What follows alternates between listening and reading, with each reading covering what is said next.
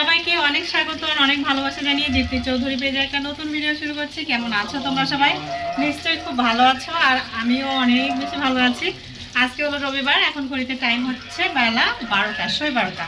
তো সকালের খাবার তো হয়েছে, আর বেলা 12টা করেই আসছি রান্না করতে, একটু দেরি করে আর কি। কারণ শীতকাল বুঝতেই পারছো, গরম গরম খাবার খেতেই সবাই বেশি পছন্দ করে। তো কি কি রান্না করছি চলো তোমাদেরকে ব্যাক ক্যামেরা দিয়ে দেখিয়ে দিচ্ছি, ঠিক আছে?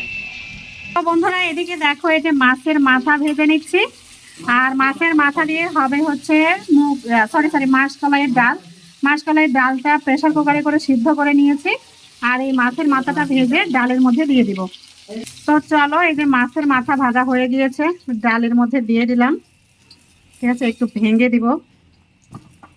আমার শ্বশুর মশাই অনেক বেশি পছন্দ করেন এই মাসকলাইয়ের ডাল মাছের মাথা দিয়ে খেতে। হ্যাঁ, শুধু শ্বশুর মশাই না, আমাদেরও ইদানিং অনেক বেশি ভালো লাগছে। তোমরা অনেকেই নাকি খাও না, কিন্তু এইভাবে একদিন খেয়ে দেখো। মুগ ডালের থেকে মাসকলাইয়ের ডাল দিয়ে খেতেই বেশি ভালো লাগে আর কি, খেলেই বুঝতে পারবে। একটু আদা বাটা, অবশ্যই আদা বাটাটা দিতে হবে, কেননা পেঁয়াজ রসুন কোনো কিছু দিব না, শুধু জিরা তেজপাতা দিয়ে ফোড়ন দিব।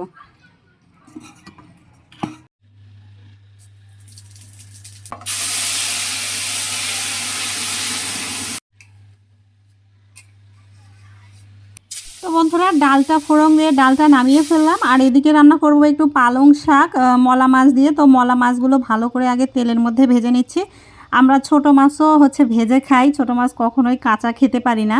তো যাই হোক, তারপরে পেঁয়াজ রসুন কাঁচামরিচ তেলের মধ্যে ভেজে মশলা কষিয়ে পালং শাকটা বসিয়ে দিলাম। আর এদিকে একটু বক ফুলের বড়া করব। তো বক ফুলের বড়ার জন্য এখানে আমি ডাল ভিজিয়ে রেখেছিলাম, মসুর ডাল। তো সেই ডালটা আমি পাটাই করে বেটে নিয়েছি, আর এরই মধ্যে দেখো আমার শাকটা হয়ে গিয়েছে। একদম মানে মাখো মাখো করে রান্না করেছি, কি যে মজা লাগে এইভাবে খেতে। যাই হোক, তারপরে এই যে বক ফুলের বড়া একটা একটা করে ভেজে নিচ্ছি।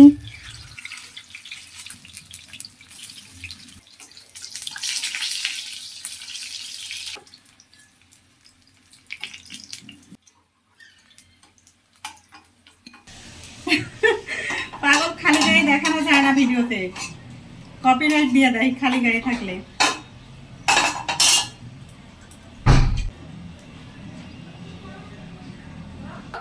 তো চলো বন্ধুরা, সমস্ত রান্না হয়ে গিয়েছে, এখন বাজে ঘড়িতে 1:10। ওর বাবাও চলে এসেছে খেতে।